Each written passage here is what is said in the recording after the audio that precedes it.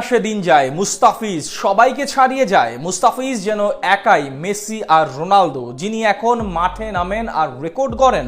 তার নাম চাইলেই এখন কাটার মাস্টার বদলে রেকর্ড মাস্টার হিসেবে রেখে দেয়া যায়, যিনি ডেথ বোলিংয়ের রাজা। এবার দারুণ সব রেকর্ডে ছাড়িয়ে গেছেন বুমরা, স্টার্ক, টিম সাউদি সহ বড় বড় বোলারদের। বাকিটা শুনবো প্রতিবেদনে। একসময় লিওনেল মেসিকে নিয়ে তার সাবেক কোচ পেপ গার্দিওয়ালা বলেছিলেন, মেসিকে ব্যাখ্যা বা বিশ্লেষণ করতে যেও না, তাকে শুধু উপভোগ করে যাও।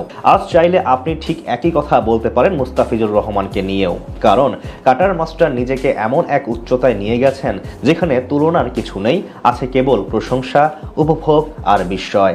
একসময় যারা তার ফর্ম নিয়ে প্রশ্ন তুলেছিল, তারাই এখন মুগ্ধ হয়ে দেখছে মুস্তাফিজের জাদু। বৈচিত্র্যময় কাটার, নিখুঁত ইয়র্কার আর আনপ্লেয়েবল স্লোয়ারে প্রতিপক্ষকে নাজেহাল করে তুলছেন নিয়মিতই। এখন তো তিনি একেবারেই অনন্য, মোনালিসার চিত্রকর্মের মতোই নিখুঁত। পারফরম্যান্স, ধারাবাহিকতা আর ম্যাচ জেতানোর সামর্থ্যে তিনি এখন ১ নম্বর পজিশনে। মুস্তাফিজকে আর পরিসংখ্যান দিয়ে মাপার কিছু নেই, তাকে শুধু উপভোগ করলেই হয়, যেমনটা গার্দিওয়ালা বলেছিলেন মেসিকে নিয়ে। সদ্য প্রকাশিত টি-20 বোলারদের র্যাঙ্কিং তালিকায় ১৭ ধাপ লাফিয়ে উঠে এসেছেন মুস্তাফিজুর রহমান। জায়গা করে নিয়েছেন সেরা ১০-এ, বর্তমানে অবস্থান করছেন ৯ নম্বরে। এটা স্পষ্টভাবে বলে দেয় কতটা উন্নতি করেছেন কাটার মাস্টার। বিশেষ করে শ্রীলঙ্কার বিপক্ষে সদ্য সমাপ্ত সিরিজ হতেই তিনি একেবারেই অবিশ্বাস্য। দুর্দান্ত লাইন লেন্থ আর বৈচিত্র্যময় বোলিংয়ে প্রমাণ করছেন নিজেকে বারবার। সেই সিরিজে মুস্তাফিজ গড়েছেন এক অনন্য কীর্তি। টি-20 ক্রিকেটে ইতিহাসের মাত্র তৃতীয় বোলার হিসেবে পূর্ণ করেন ১০০০ ডট বলের মাইল ফলক। তবে মুস্তাফিজের রেকর্ডের গল্প এখানেই থেমে নেই। ধারাবাহিক পারফরমেন্সের মাধ্যমে তিনি এগিয়ে যাচ্ছেন আরো কয়েক ধাপ।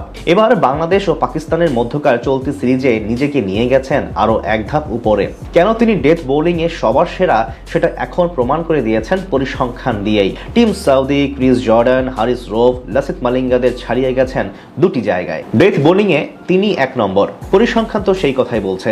সবার আগে আলোচনা করা যাক উইকেট সংখ্যা নিয়ে। সম্প্রতি পাকিস্তানের বিপক্ষে ছাড়িয়ে গেছেন টিম সাউদিকে। বর্তমানে তিনি ডেথ বোলিং এ টি-20 ক্রিকেটের সবচেয়ে বেশি উইকেট শিকারী। ৬৫টি উইকেট পাওয়া সাউদিকে ছাড়িয়ে তার শিকার এখন ৬৬টি, যেখানে সাউদির লেগেছে ১২৫ ম্যাচ আর ফিজের লেগেছে ১১১ ইনিংস। এই পারফরম্যান্সই বলে দেয় কতটা কার্যকর এবং ভয়ঙ্কর হয়ে উঠেছেন তিনি ম্যাচের সবচেয়ে চাপের মুহূর্তগুলোতে। ডেথ ওভারে উইকেট নেওয়ার দিক থেকে এখন তিনি ১ নম্বর।